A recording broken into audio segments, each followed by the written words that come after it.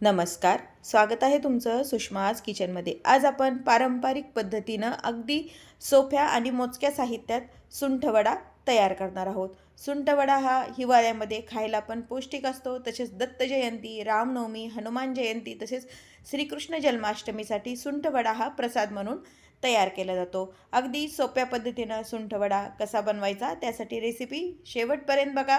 अगदी हा सुंठवडा 5 ते 10 मिनिटातच तयार होतो। तसेच माझ्या जे चॅनलवर तुम्ही नवीन असाल तर चॅनलला सबस्क्राइब करा, लाईक करा, रेसिपी शेअर करायला विसरू नका। आता आपण रेसिपीला सुरुवात करूया। आपण सुंठवडा बनवतोय त्यासाठी मी इथं खारकीचे 10 ते 12 खारका कट करून घेतलेले आहे। त्याच्यातली अंठळी काढून घेतली। 1 वाटी खोबऱ्याचा खीस घेतलाय, 5 ते 7 बदाम, काही काजू, 4 वेलची, 1 चमचा धना घेतलाय आणि 1 चमचा बडीशोप आहे। सुंठ पावडर आहे 1 चमचा, आपला टेबलस्पून असतो ना त्यांनी वापरले। जायफळचा 1 तुकडा आहे। खडी साखर आहे, खडी साखरेचीच मी ही पिठी साखर तयार करून घेतलेली आहे। शक्यतो यामध्ये खडी साखर किंवा मग कलपी खडी साखर वापरताना, आणि 1 चमचा डिंक घेतलेला आहे। आता यातलं साहित्य आपल्याला भाजून घ्यायचे। त्यासाठी मी गॅस सुरू करून कढई गरम करायला ठेवलेली आहे। यामध्ये खोबऱ्याचा खीस टाकून आपल्याला भाजून घ्यायचा आहे। मी हा विकतचा खीस वापरलेला आहे। तुम्ही घरच्या खोबऱ्याचा खीस पण करून वापरू शकता किंवा मग खोबऱ्याचे तुकडे पण तुम्ही वापरू शकता।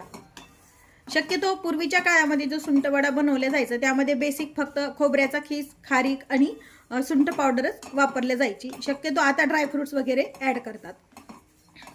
थोडासा गुलाबीसर होईपर्यंत कोरडाच आपल्याला हा खीस भाजून घ्यायचा आहे। खिसाचा आपला खोबऱ्याचा कलर बदललेला आहे, एका ताटामध्ये काढून घ्यायचा आहे।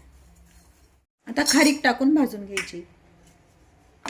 खारीक पावडर पण तुम्ही वापरू शकता, जर भेटते मार्केटला, पण शक्यतो शुद्ध खारीक आपली कट करून घेतलेली कधी चांगली। कट केलेली खारीक पण आजकाल मार्केटला भेटते। डिंक लाडू वगैरे बनवायला पण अगदी सोप्या पद्धतीने बनवले जातात कट केलेली खारीक मिळाल्यावरती।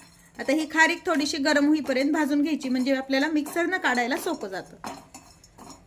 खारीक पण भाजून झाली, काढून घेऊया। आता ड्रायफ्रुट्स घालून घ्यायचे, काजू आणि बदामच वापरलेत मी, तुम्ही दुसरे ड्रायफ्रुट्स पण वापरू शकता। हे पण कोरडेच आपल्याला आधी भाजून घ्यायचे। ड्रायफ्रुट्स भाजून झालेत, काढून घेऊया। आता यामध्ये हे धने, 4 वेलची आणि त्यासोबतच बडीशोप टाकून घ्यायची आणि हे थोडंसं भाजून घ्यायचं।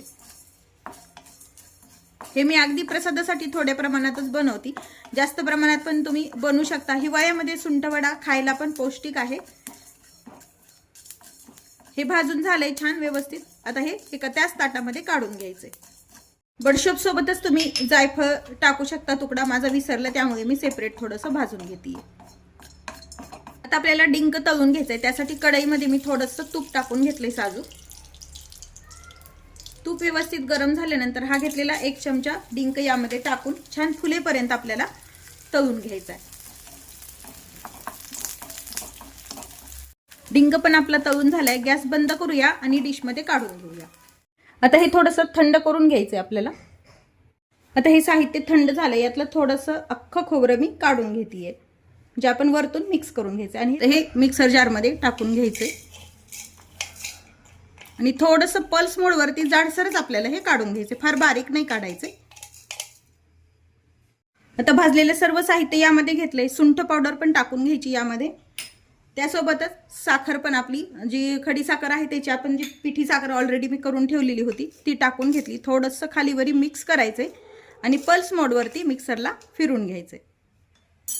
आता हे मिक्सर वरती आपण हे असंच जाडसर हे छान काढून घेतलंय, एका बाउल मध्ये टाकून घ्यायचंय आणि हा जो खीस आहे यामध्ये टाकून मिक्स करायचा आहे। तयार आहे आपला प्रसादाचा सुंठवडा। हा थोडासा असा जाडसरच काढायचा। दत्त जयंती, रामनवमी तसेच हनुमान जयंती या प्रसादाला म्हणून हा सुंठवडा बनवला जातो। प्रसादासाठी सुंठवडा बनवलेला असल्यामुळे त्यावरती तुळशीचं पान ठेवा। तुम्ही सुंठवडा कसा बनवता हे कमेंटमध्ये नक्की सांगा। तसेच तुम्ही जर माझ्या चॅनलवर नवीन असाल तर चॅनलला सबस्क्राइब करा, रेसिपी शेअर करा, तसेच व्हिडिओला लाईक करायला विसरू नका। अशाच नवीन रेसिपी सोबत पुन्हा भेटूया, तोपर्यंत बाय बाय। व्हिडिओ पाहिल्याबद्दल धन्यवाद।